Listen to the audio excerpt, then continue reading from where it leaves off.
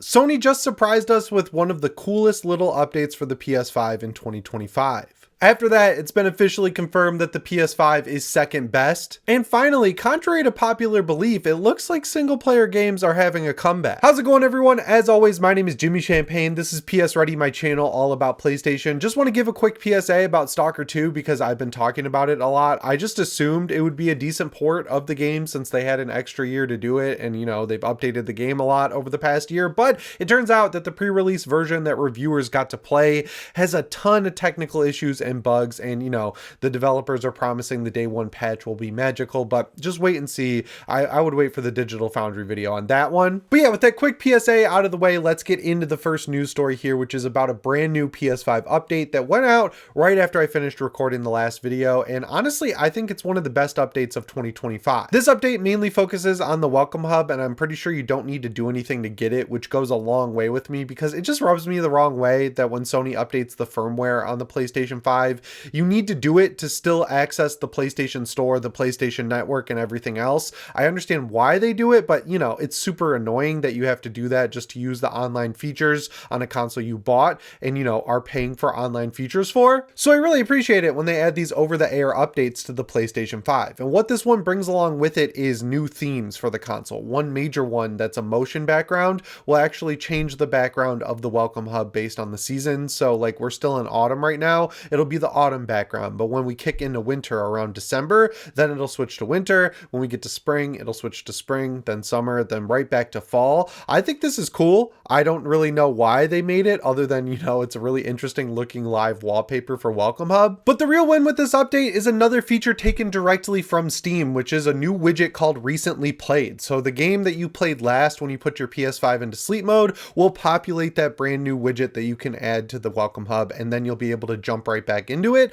I think that's super smart. Steam does this really well. They added the home tab, so when you boot up your Steam Deck or your PC, if you go into big picture mode, or even if you don't, the last few games that you played will be in order right there in front of you, and you'll be able to get a quick refresher in your memory about what you're playing, which is more relevant to someone like me. Like right now, I'm bouncing between Half-Life 2. I'm looking for a deal on Indiana Jones because I finally want to get to that game. I have Stalker 2 loaded up for the new update. I'm playing Arc Raiders. I'm playing the finals. So like having, you know, all the games that I'm playing listed out in a nice little list for me when I turn on my console or my PC, obviously that's a good thing to have. But if you're someone who likes to stick with one game, this PS5 one is going to come in super handy for you because it's just going to show you the last game you were playing. I mean, it really only matters if you turn your console completely off when you're done playing. If you use rest mode, it's going to boot right into whatever game you were playing right where you left off. But, you know, it's still cool to see them continue to add features to the Welcome Hub. And honestly, the amount of updates we've gotten this year is kind of crazy. You know, being 5 years into the PS5, they're already setting their sights on PlayStation 6. You'd think this is when they'd be winding down support or taking out features. And I know they've done that, but it's been stuff that no one really uses. So it's just clogging up the interface and probably taking resources that they could allocate better. So to see them add features from Steam that people use on Steam, I think that's sweet. I think it's a good year for updates, and this is a cool one to close it all out. I also really like that it's a live wallpaper that works on the regular PlayStation 5. If you didn't know, with the PS5 Pro, you get an exclusive live wallpaper that shows you the APU with all the different colored nodes going to it, and it's nice. It looks cool. It's pulsing. You can actually get it in its non-motion state if you just screenshot it or look it up on Google and add it to a flash drive. But having motion wallpapers exclusive to the Pro, I mean, the PS5 regular edition can run them. So to see them add one, another cool thing Sony's done. But rolling right into the second news story, we got some new data about sales numbers, and it turns out the PS5 is officially second best in terms of sales in PlayStation's history. So we got some new data from Circana, and what they're saying is the PS5 has sold 26.8 million units, and they ranked all the PS5s based on time.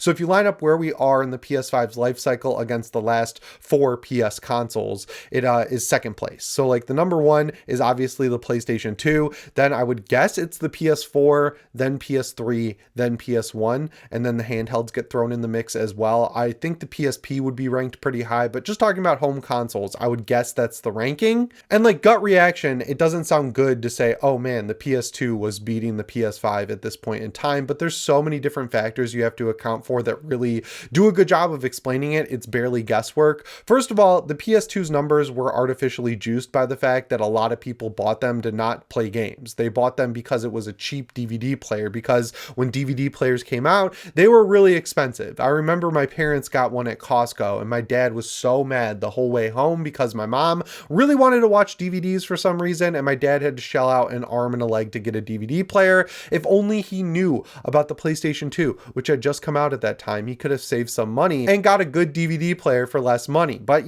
that probably influences the number of PS2s that are out there. Also, the PS5 had supply constraints at its launch. Like, if they made 26 million PS5s and launched with those, it would have sold probably 26 million PS5s day one. It was one of the most, if not the most sought after consoles ever in a launch period, because everyone was stuck inside, right? Like, everyone was watching content, everyone was playing games. They didn't know how long they were going to be stuck inside, so they were like, I need a PlayStation 5, at least to play PS4 games, even though there aren't a lot of regular PS5 games out. I just need this console in my house. There was the whole scalping situation. So like, it was selling really well as it possibly could. Like, it was literally selling out with every batch. They just couldn't keep up with the demand and make enough of them to get them into people's houses, because there were supply chain issues. There was a lot of crazy stuff happening in 2020. So it all makes sense why the PS5 would be slightly behind the PS2. And honestly, it's kind of crazy, right? Like, we've been hammering Sony for the past 5 years on not having,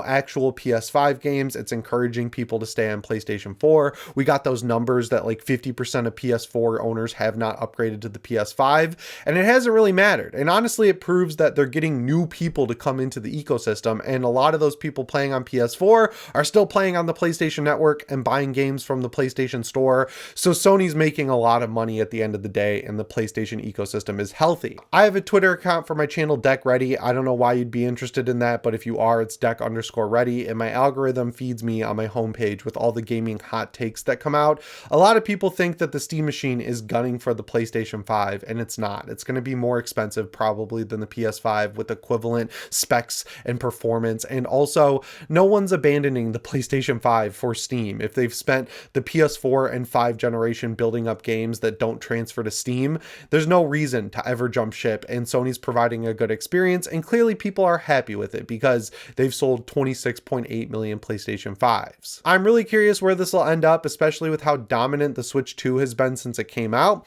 All we can do is wait and see. But second best, while it's usually not the best spot you want to be in, it honestly makes a lot of sense, and I don't think Sony has anything to worry about with the PS5 ecosystem. Everything is going right towards the tail end. Just like all of us predicted, we knew this would happen, and it's happening. It's coming true, and I'm happy about it. And that brings us to the last news story of today's video, which is super interesting to me because it breaks down the split between single player and multiplayer gamers, and the results are kind of shocking. This is coming from Ampere Analysis, who's pretty legit. Now, obviously, like any study like this is going to be, up to interpretation and, take it with a grain of salt, but I like the results I'm seeing, so I'm going to talk about it. So if you looked at the whole gaming landscape, including hardcore gamers and just like mass market appeal gamers, and you ask someone, hey, do you think people prefer multiplayer or single player games?